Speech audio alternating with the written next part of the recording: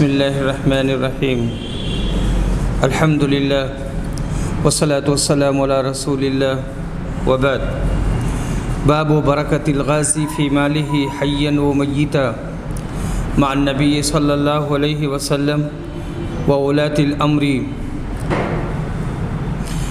باب مجاہدین جنہوں نے نبی اکرم صلی اللہ علیہ وسلم اور خلفائے اسلام کے ساتھ مل کر جہاد کیا، ان کے مال میں بحالت زندگی اور موت برکت کا ثابت ہونا۔ حدیث نمبر 3129۔ عبداللہ بن زبیر روایت کرتے ہیں، کہتے ہیں کہ جمل کی جنگ کے موقع پر جب زبیر کھڑے ہوئے تو مجھے بلایا، میں ان کے پہلو میں جا کر کھڑا ہو گیا۔ انہوں نے کہا، بیٹے آج کی لڑائی میں ظالم مارا جائے گا یا مظلوم؟ اور میں سمجھتا ہوں کہ آج میں مظلوم قتل کیا جاؤں گا، اور مجھے سب سے زیادہ فکر اپنے قرضوں کی ہے۔ کیا تمہیں بھی کچھ اندازہ ہے کہ قرض ادا کرنے کے بعد ہمارا کچھ مال بچ سکے گا؟ پھر انہوں نے کہا، بیٹے ہمارا مال فروخت کر کے اس سے قرض ادا کر دینا۔ اس کے بعد انہوں نے 1/3 کی میرے لیے اور اس 1/3 کے تیسرے حصہ کی وصیت میرے بچوں کے لیے کی، یعنی عبداللہ بن زبیر کے بچوں کے لیے۔ انہوں نے فرمایا تھا کہ اس 1/3 کے 3 حصے کر لینا، اور اگر قرض کی ادائیگی کے بعد ہمارے اموال میں سے کچھ بچ جائے تو اس کا 1/3 تمہارے بچوں کے لیے ہوگا۔ ہشام جو اس کے راوی ہیں کہتے ہیں کہ عبداللہ کے بعض لڑکے زبیر کے لڑکوں کے ہم عمر تھے، جیسے خبیب اور عباد، اور زبیر کے اس وقت 9 لڑکے اور 9 لڑکیاں تھیں۔ عبداللہ بن زبیر نے بیان کیا کہ پھر زبیر مجھے اپنے قرض کے سلسلے میں وصیت کرنے لگے اور فرمانے لگے کہ بیٹا اگر قرض ادا کرنے سے عاجز ہو جائے تو میرے مالک و مولا سے اس میں مدد چاہنا۔ عبداللہ نے پوچھا کہ اللہ کی قسم ان کی بات نہ سمجھ سکا۔ میں نے پوچھا کہ ابا جان آپ کے مولا کون ہیں؟ انہوں نے فرمایا کہ اللہ۔ عبداللہ نے بیان کیا، اللہ کی قسم قرض ادا کرنے میں جو دشواری سامنے آئی تو میں نے اسی طرح دعا کی کہ اے زبیر کے مولا ان کی طرف سے ان کا قرض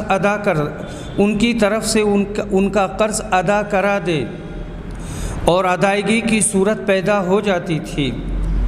چنانچہ جب زبیر شہید ہو گئے تو انہوں نے ترکہ میں درہم و دینار نہیں چھوڑے، بلکہ ان کا ترکہ کچھ تو اراضی کی صورت میں تھا اور اسی میں غابہ کی زمین بھی شامل تھی۔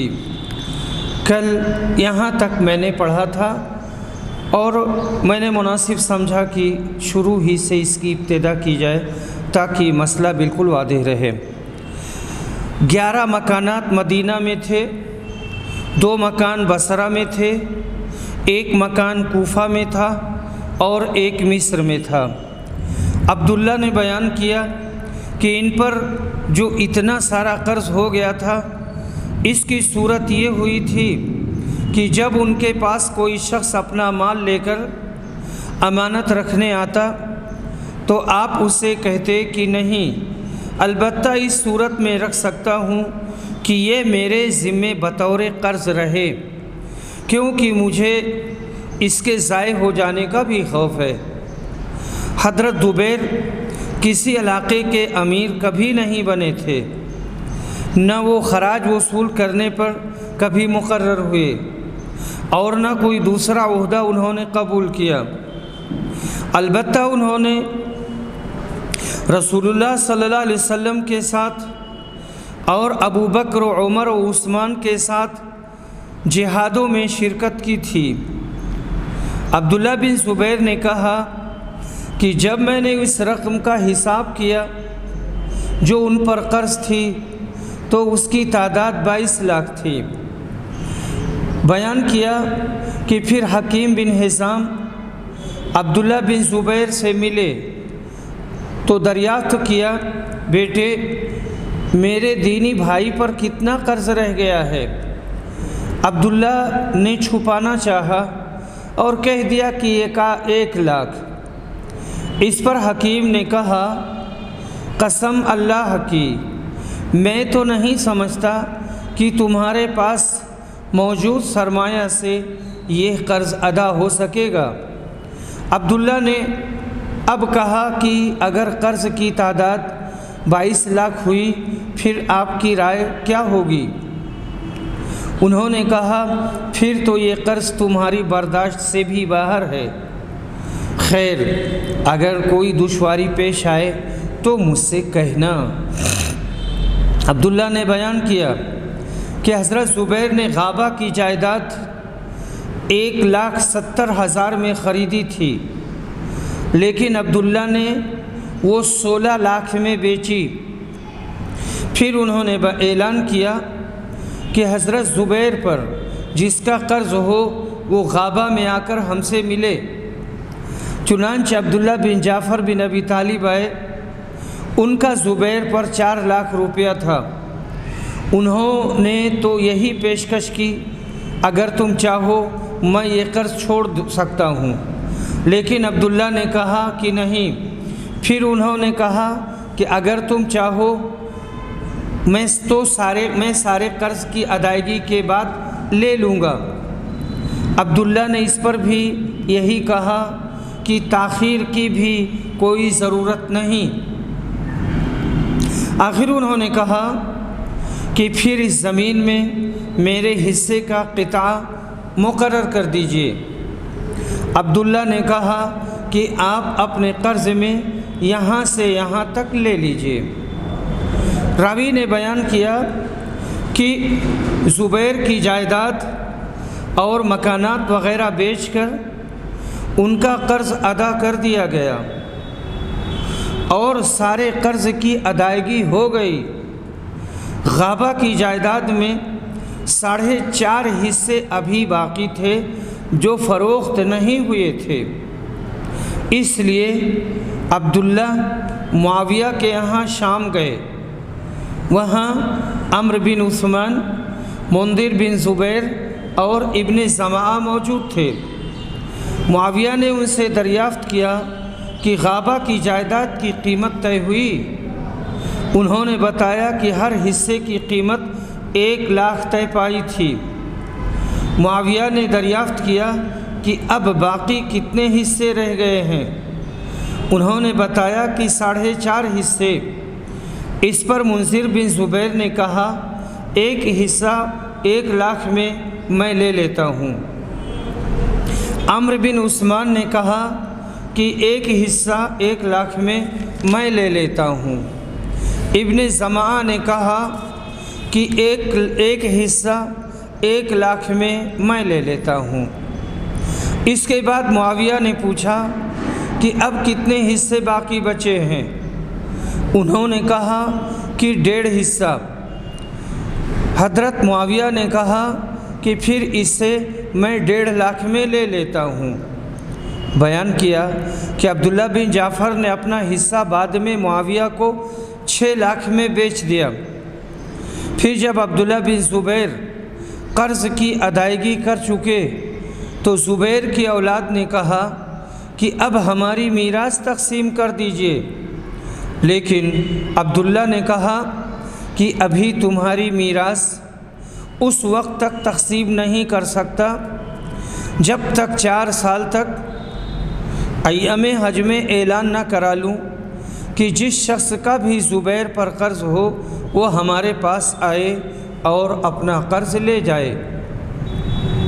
راوی بیان کرتے ہیں کہ عبداللہ نے اب ہر سال ایام حج میں اس کا اعلان کرانا شروع کیا، اور جب 4 سال گزر گئے تو عبداللہ نے ان کو میراث تقسیم کی، اور راوی نے بیان کیا کہ حضرت زبیر کی 4 بیویاں تھیں، اور عبداللہ نے وصیت کے مطابق 1/3 حصہ بچی ہوئی رقم میں سے نکال لیا تھا۔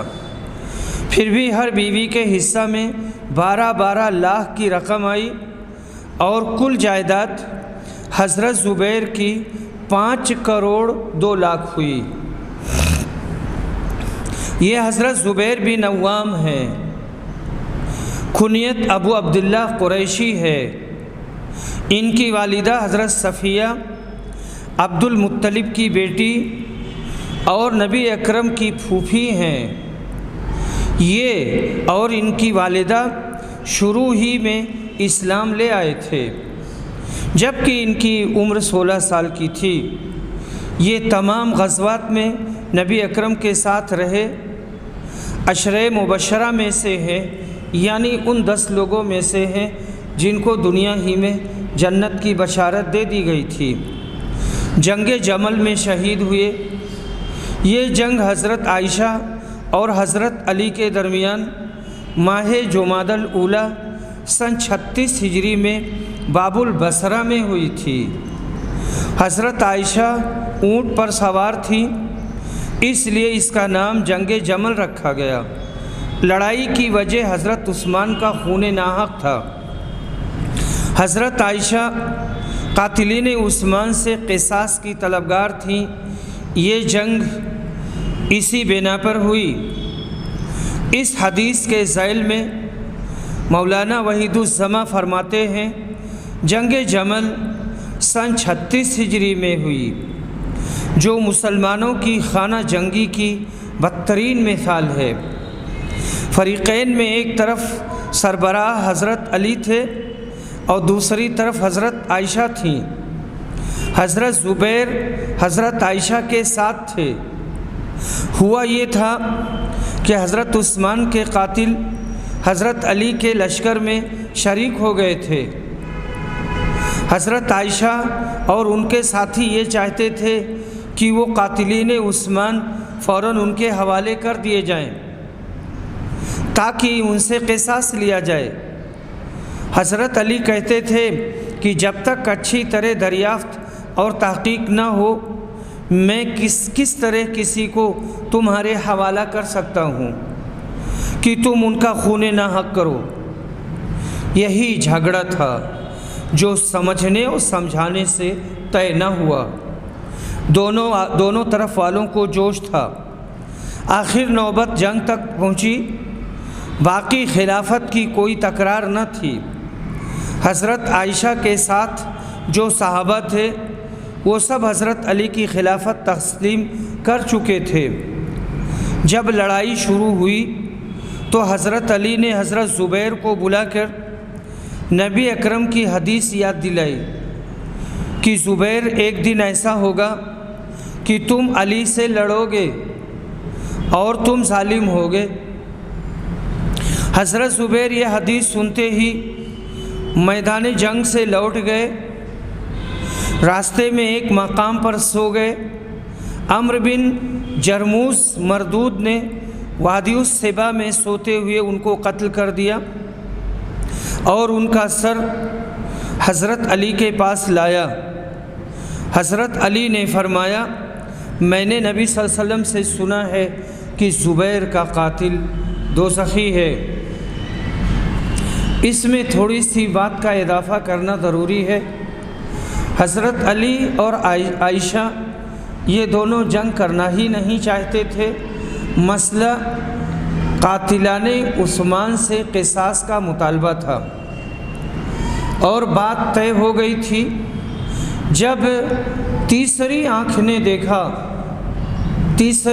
نے دیکھا یعنی منافقین نے اور جو جنگ کی آگ لگانا چاہتے تھے کہ اب تو معاملہ بگڑ گیا، اب کیا ہوگا، تو ان لوگوں نے تیر چلا دیا۔ ایک نے دوسرے کی طرف، دوسرے نے پہلے کی طرف، اور افراتفری کا ماحول ہو گیا، اور اسی میں جنگ چھڑ گئی اور لوگ سمجھ ہی نہیں پائے کہ کیا ہو رہا ہے، اور ایک دوسرے کو قتل کرتے رہے اور کافی نقصان ہوا۔ باب اذا بعث الامام رسولا في حاجة او امره بالمقام هل يسم له۔ اس مسئلے کا بیان کہ اگر امام کسی شخص کو سفارت پر بھیجے یا کسی خاص جگہ ٹھہرنے کا حکم دے تو کیا اس کا بھی حصہ غنیمت میں لگایا جائے گا، اسے حصہ ملے گا یا نہیں۔ حدیث نمبر 3130۔ ابن عمر رضی اللہ عنہ روایت کرتے ہیں کہ حضرت عثمان بدر کی لڑائی میں شریک نہ ہو سکے تھے۔ ان کے نکاح میں رسول اکرم کی ایک صاحبزادی تھیں، وہ بیمار تھیں۔ ان سے نبی اکرم نے فرمایا کہ تمہیں اتنا ہی ثواب ملے گا جتنا بدر میں شریک ہونے والے کسی شخص کو، اور اتنا ہی حصہ بھی ملے گا، یعنی اتنا ہی ثواب بھی ملے گا اور اتنا ہی حصہ بھی ملے گا۔ اس لیے حضرت عثمان رضی اللہ عنہ رک گئے تھے ان کی تیمارداری کے لیے۔ امام ابو حنیفہ رحمہ اللہ نے اسی حدیث کے موافق حکم دیا ہے کہ جو شخص امام کے حکم سے باہر ہو گیا ہو یا ٹھہر گیا ہو، اس کا بھی حصہ مال غنیمت میں لگایا جائے۔ اور امام شافعی، امام مالک اور امام احمد رحمہم اللہ اس کے خلاف ہیں، اور اس حدیث کو حضرت عثمان کے حق میں خاص قرار دیتے ہیں۔ باب من قال ومن الدلیل علی ان الخمس لنوائب المسلمین، جس نے یہ کہا کہ 5واں حصہ مسلمانوں کی ضرورتوں کے لیے ہے، اس کی دلیل کا بیان۔ وہ واقعہ ہے کہ حوازن کی قوم نے اپنے دودھ ناطے کی وجہ سے جو حضرت صلی اللہ علیہ وسلم کے ساتھ تھا، آپ سے درخواست کی ان کے مال قیدی واپس ہوں، تو آپ نے لوگوں سے معاف کرایا کہ اپنا حق چھوڑ دو، اور یہ بھی دلیل ہے کہ آپ لوگوں کو اس مال میں سے دینے کا وعدہ کرتے جو بلا جنگ ہاتھ آیا تھا، اور خمس میں سے انعام دینے کا، اور یہ بھی دلیل ہے کہ آپ نے خمس میں سے انصار کو دیا اور جابر کو خیبر کی کھجور دی۔ حدیث نمبر 3131، 3132۔ ابن شہاب روایت کرتے ہیں کہ عروہ کہتے تھے کہ مروان بن حکم اور مسور بن مخرمہ نے انہیں خبر دی کہ جب حوازن کا وفد رسول اکرم صلی اللہ علیہ وسلم کی خدمت میں حاضر ہوا اور اپنے مالوں اور قیدیوں کی واپسی کا سوال کیا، تو رسول صلی اللہ علیہ وسلم نے فرمایا، سچی بات مجھے سب سے زیادہ پسند ہے، ان دونوں چیزوں میں سے تم ایک ہی واپس لے سکتے ہو، اپنے قیدی واپس لے لو یا پھر مال لے لو، اور میں نے تمہارا انتظار بھی کیا۔ رسول صلی اللہ علیہ وسلم نے تقریباً 10 دن تک طائف سے واپسی پر ان کا انتظار کیا، اور جب یہ بات ان پر واضح ہو گئی کہ رسول اکرم ان کی صرف ایک ہی چیز واپس کر سکتے ہیں، چاہے قیدی یا مال، تو انہوں نے کہا کہ ہم اپنے قیدی ہی واپس لینا چاہتے ہیں۔ اب رسول اللہ صلی اللہ علیہ وسلم نے مسلمانوں کو خطاب فرمایا۔ آپ نے اللہ کی اس کی شان کے مطابق حمد و ثنا کرنے کے بعد فرمایا، اما بعد، تمہارے یہ بھائی اب ہمارے پاس توبہ کر کے آئے ہیں، اور میں مناسب سمجھتا ہوں کہ ان کے قیدی انہیں واپس کر دیے جائیں۔ اسی لیے جو شخص اپنی خوشی سے غنیمت کے اپنے حصے کے قیدی واپس کرنا چاہے وہ کر دے، اور جو شخص چاہتا ہو کہ اس کا حصہ باقی رہے اور ہمیں جب اس کے بعد سب سے پہلی غنیمت ملے تو اس میں سے اس کے حصے کی ادائیگی کر دی جائے تو وہ بھی اپنے قیدی واپس کر دے، اور جب ہمیں دوسری غنیمت ملے گی تو اس کا حصہ ادا کر دیا جائے گا۔ اس پر صحابہ کرام نے کہا کہ اللہ کے رسول، ہمیں اپنی خوشی سے انہیں اپنے حصے واپس ہم اپنی خوشی سے انہیں اپنے حصے واپس کر دیتے ہیں۔ رسول اعظم نے فرمایا، لیکن ہمیں یہ معلوم نہ ہو سکا کہ کن لوگوں نے اپنی خوشی سے اجازت دی اور کن لوگوں نے نہیں دی ہے، اس لیے سب لوگ اپنے خیموں میں واپس چلے جائیں اور تمہارے سردار لوگ تمہاری بات ہمارے سامنے آ کر بیان کریں۔ سب لوگ واپس چلے گئے اور ان کے سرداروں نے اس مسئلہ پر گفتگو کی اور پھر حضرت صلی اللہ علیہ وسلم کو آ کر خبر دی کہ سب لوگ خوشی سے اجازت دے رہے ہیں۔ یہی وہ خبر ہے جو حوازن کے قیدیوں کے سلسلے میں ہمیں معلوم ہوئی ہے۔ قوم حوازن میں آپ صلی اللہ علیہ وسلم کی اولین داعیہ حلیمہ سعدیہ تھیں۔ ابن اسحاق نے مغازی میں روایت کیا ہے کہ حوازن والوں نے نبی اکرم سے یوں عرض کیا تھا، آپ ان عورتوں پر احسان کیجئے جن کا آپ نے دودھ پیا ہے۔ نبی اکرم نے اسی بنا پر حوازن والوں کو بھائی قرار دیا اور مجاہدین سے فرمایا کہ وہ اپنے اپنے حصہ کے لونڈی غلام ان کو واپس کر دیں۔ چنانچہ ایسا ہی کیا گیا۔ اس حدیث میں کئی ایک تمدنی امور بھی بتائے گئے ہیں جن میں اقوام میں نمائندگی کا اصول بھی ہے جسے اسلام نے سکھایا ہے۔ اسی اصول پر موجودہ جمہوری طرز حکومت وجود میں آیا ہے۔ اس روایت کی سند میں مروان بن حکم کا بھی نام آیا ہے۔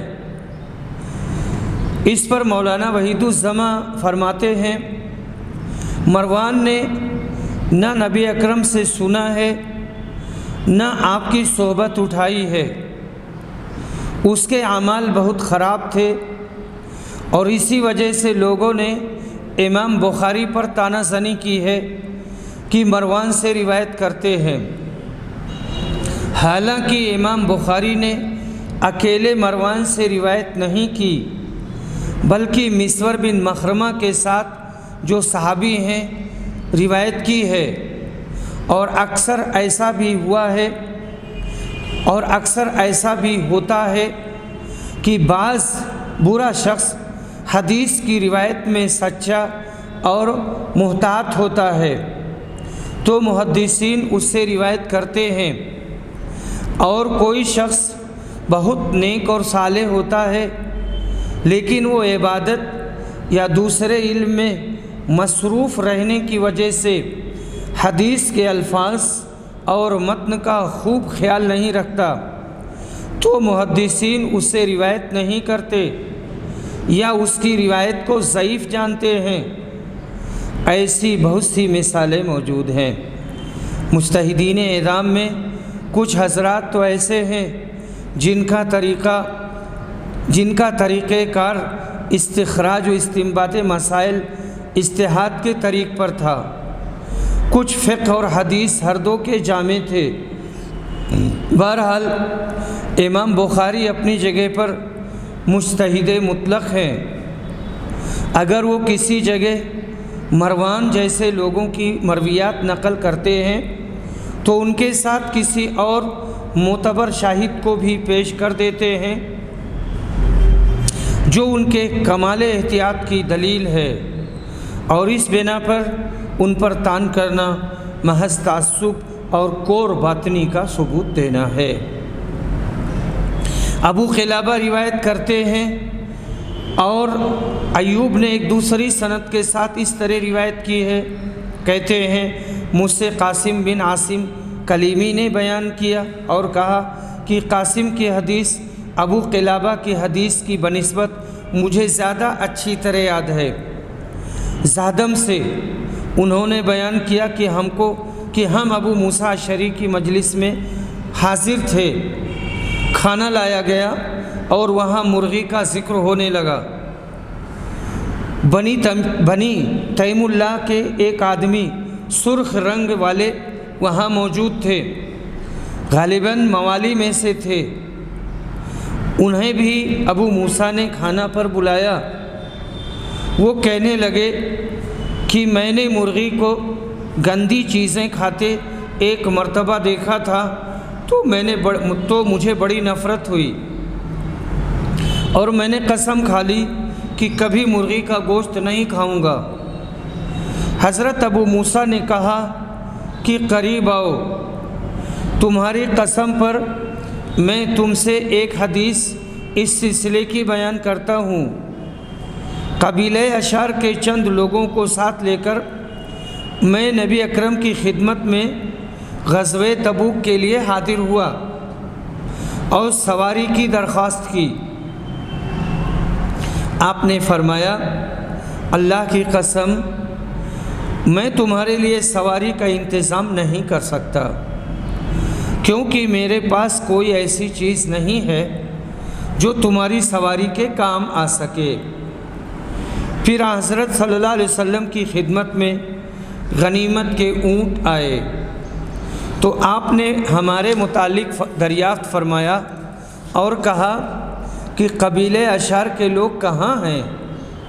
چنانچہ آپ نے 5 اونٹ ہمیں دیے جانے کا حکم صادر کیا، خوب موٹے، تازے اور فربا۔ جب ہم چلنے لگے تو ہم نے آپس میں کہا کہ جو نامناسب طریقہ ہم نے اختیار کیا اس سے حضرت کے اس عطیہ میں ہمارے لیے کوئی برکت نہیں ہو سکتی۔ چنانچہ ہم پھر رسول اکرم کی خدمت میں حاضر ہوئے اور عرض کیا کہ ہم نے پہلے جب آپ سے درخواست کی تھی تو آپ نے قسم کھا کر فرمایا تھا کہ میں تمہاری سواری کا انتظام نہیں کر سکوں گا۔ شاید آپ کو وہ قسم یاد نہ رہی ہو، لیکن حضرت نے فرمایا میں نے تمہاری سواری کا انتظام واقعی نہیں کیا، وہ اللہ تعالیٰ ہے جس نے تمہیں یہ سواریاں دے دی ہیں۔ اللہ کی قسم تم اس پر یقین رکھو کہ انشاءاللہ جب بھی کوئی قسم کھاؤں پھر مجھ پر یہ بات ظاہر ہو جائے کہ بہتر و مناسب طرز عمل اس کے سوا میں ہے تو میں وہی کروں گا جس میں اچھائی ہوگی اور قسم کا کفارہ دے دوں گا۔ ابو موسیٰ اشعری کا یہ مطلب تھا کہ تو نے بھی جو قسم کھا لی ہے کہ مرغی نہ کھاؤں گا، یہ قسم اچھی نہیں ہے کہ مرغی حلال جانور ہے، فراغت سے کھاؤ اور قسم کا کفارہ ادا کر دو۔ باب کی مناسبت یہ ہے کہ نبی اکرم نے اشعریوں کو اپنے حصے یعنی خمس میں سے یہ اونٹ دیے۔ ابو موسیٰ اور ان کے ساتھیوں نے یہ خیال کیا کہ شاید نبی صلی اللہ علیہ وسلم کو وہ قسم یاد نہ رہی ہو کہ میں تم کو سواریاں نہیں دینے کا، اور ہم نے آپ کو یاد نہیں دلایا، گویا فریب سے ہم یہ اونٹ لے آئے۔ ایسے کام میں بھلائی کیوں کر ہو سکتی ہے؟ اسی صفائی کے لیے انہوں نے مراجعت کی، جس سے معاملہ واضح ہو گیا اور صاف ہو گیا۔ حدیث نمبر 3134 ابن عمر رضی اللہ عنہ روایت کرتے ہیں کہ رسول صلی اللہ علیہ وسلم نے نجد کی طرف ایک لشکر روانہ کیا۔ عبداللہ بن عمر بھی لشکر کے ساتھ تھے۔ غنیمت کے طور پر اونٹوں کی ایک بڑی تعداد اس لشکر کو ملی۔ اس لیے اس کے ہر سپاہی کو حصے میں بھی 12 یا 11 اونٹ ملے تھے، اور ایک اونٹ اور انعام میں ملا، نفل کے طور پر انعام میں ملا۔ اور ظاہر ہے کہ لشکر کے سردار نے یہ انعام خمس میں سے دیا ہوگا، گو یہ فعل لشکر کے سردار کا تھا، مگر نبی اکرم کے زمانے میں ہوا اور آپ نے سنا ہوگا اور اس پر سکوت فرمایا تو وہ حجت ہوا۔ حدیث نمبر 3135 متفق علیہ۔ عبداللہ بن عمر روایت کرتے ہیں کہ نبی اکرم بعض مہموں کے موقع پر اس میں شریک ہونے والوں کو غنیمت کے عام حصوں کے علاوہ خمس وغیرہ میں سے اپنے طور پر بھی دے دیا کرتے تھے۔ حدیث نمبر 3136 ابو موسیٰ اشعری روایت کرتے ہیں، کہتے ہیں کہ نبی صلی اللہ علیہ وسلم کی ہجرت کی خبر ہمیں لگی تو ہم یمن میں تھے، اس لیے ہم بھی آپ کی خدمت میں مہاجرین کی حیثیت سے حاضر ہونے کے لیے روانہ ہوئے۔ میں تھا، میرے 2 بھائی تھے،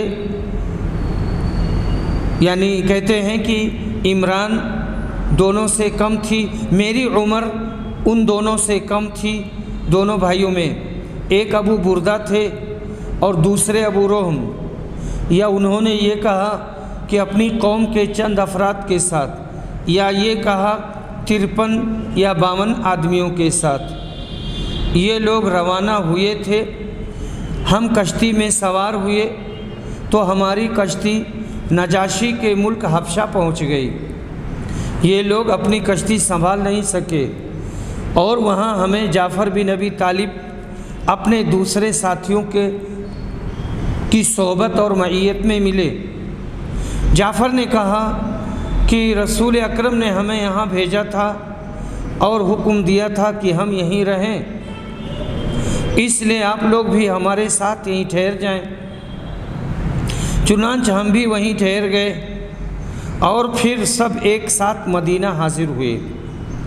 جب ہم خدمت نبوی میں پہنچے تو حضرت صلی اللہ علیہ وسلم خیبر فتح کر چکے تھے، لیکن حضرت نے دوسرے مجاہدوں کے ساتھ ہمارا بھی حصہ مال غنیمت میں لگایا، یا انہوں نے یہ کہا کہ آپ نے غنیمت میں سے ہمیں بھی عطا فرمایا، حالانکہ آپ نے کسی ایسے شخص کا غنیمت میں حصہ نہیں لگایا جو لڑائی میں شریک نہ رہا ہو، صرف انہی لوگوں کو حصہ ملا تھا جو لڑائی میں صرف انہی لوگوں کو حصہ ملا تھا جو لڑائی میں بنفس نفیس شریک تھے۔ البتہ ہمارے کشتی کے ساتھیوں اور جعفر اور ان کے ساتھیوں کو بھی آپ نے غنیمت میں شریک کر لیا تھا، حالانکہ ہم لوگ لڑائی میں شریک نہیں ہوئے تھے۔ ظاہر یہ ہے کہ یہ حصہ آپ نے مال غنیمت میں سے دلوایا، نہ خمس میں سے، پھر باپ کی مناسبت کیوں کر ہوگی؟ مگر جب امام کو مال غنیمت میں جو دوسرے مجاہدین کا حق ہے ایسا تصرف کرنا جائز ہوا تو خمس میں بطریق اولا جائز ہوگا، جو خاص امام کے سپرد کیا جاتا ہے، پس باب کا مطلب حاصل ہو گیا۔ حدیث نمبر 3137 محمد بن منقدر روایت کرتے ہیں، انہوں نے جابر سے سنا، آپ نے بیان کیا کہ نبی صلی اللہ علیہ وسلم نے فرمایا تھا کہ جب بحرین سے وصول ہو کر میرے پاس مال آئے گا تو میں تمہیں اس طرح 3 لب دوں گا۔ 3 لب دوں گا یعنی 3 چلو ہم لوگ اس کو بولتے ہیں، یہ 1 لب ہوا، دوسرا ہوا، تیسرا ہوا، اس سے پہلے بھی یہ حدیث گزر چکی ہے۔ اس کے بعد نبی صلی اللہ علیہ وسلم کی وفات ہو گئی اور بحرین کا مال اس وقت تک نہ آیا۔ پھر جب وہاں سے مال آیا تو ابو بکر کے حکم سے منادی نے اعلان کیا کہ جس کا بھی نبی اکرم پر کوئی قرض ہو یا آپ کا کوئی وعدہ ہو تو ہمارے پاس آئے۔ میں ابو بکر کی خدمت میں گیا اور عرض کیا کہ مجھ سے رسول صلی اللہ علیہ وسلم نے فرمایا تھا، چنانچہ انہوں نے 3 لب بھر کر مجھے دیا۔ سفیان بن عیینہ نے اپنے دونوں ہاتھوں سے اشارہ کر کے لب بھرنے کی کیفیت بتائی۔ پھر ہم سے سفیان نے بیان کیا کہ ابن منکدر نے بھی ہم سے اسی طرح بیان کیا تھا، اور ایک مرتبہ سفیان نے سابقہ سند کے ساتھ بیان کیا کہ جابر نے کہا کہ میں ابو بکر کی خدمت میں حاضر ہوا تو انہوں نے مجھے کچھ نہیں دیا، پھر میں حاضر ہوا اور اس مرتبہ بھی مجھے انہوں نے کچھ نہیں دیا، پھر میں تیسری مرتبہ حاضر ہوا، عرض کیا کہ میں نے ایک مرتبہ آپ سے مانگا اور آپ نے عنایت نہیں فرمایا، دوبارہ مانگا پھر بھی آپ نے نہیں دیا، اور مانگا لیکن آپ نے عنایت نہیں فرمایا، اب یا آپ مجھے دیجئے یا پھر میرے بارے میں بخل سے کام لیجئے۔ حضرت ابو بکر نے فرمایا کہ تم کہتے ہو کہ میرے معاملے میں بخل سے کام لیتا ہے، حالانکہ تمہیں دینے سے جب بھی میں نے منہ پھیرا تو میرے دل میں یہ بات ہوتی تھی کہ تمہیں کبھی نہ کبھی دینا ضرور ہے۔ سفیان نے بیان کیا کہ ہم سے عمرو نے بیان کیا، ان سے محمد بن علی نے اور ان سے جابر نے، پھر ابو بکر نے مجھے 1 لب بھر کر دیا اور فرمایا کہ اسے شمار کر۔ میں نے شمار کیا تو 500 کی تعداد تھی۔ اس کے بعد ابو بکر نے فرمایا کہ اتنا ہی 2 مرتبہ اور لے لو، اور ابن منکدر نے بیان کیا کہ ابو بکر نے کہا تھا بخل سے زیادہ بدترین اور کیا بیماری ہو سکتی ہے۔ حضرت ابو بکر کا پہلی بار میں نہ دینا کسی مصلحت سے تھا، نہ کہ تاکہ جابر کو معلوم ہو جائے اس کا دینا کچھ ان پر بطور قرض کے لازم نہ تھا بلکہ بطور تبرع کے دینا ہے، یعنی حضرت جابر کو معلوم ہو جائے کہ یہ قرض کے طور پر دینا لازم نہیں تھا بلکہ تبرع کے طور پر دینا تھا۔ وآخر دعوانا ان الحمد للہ رب العالمین۔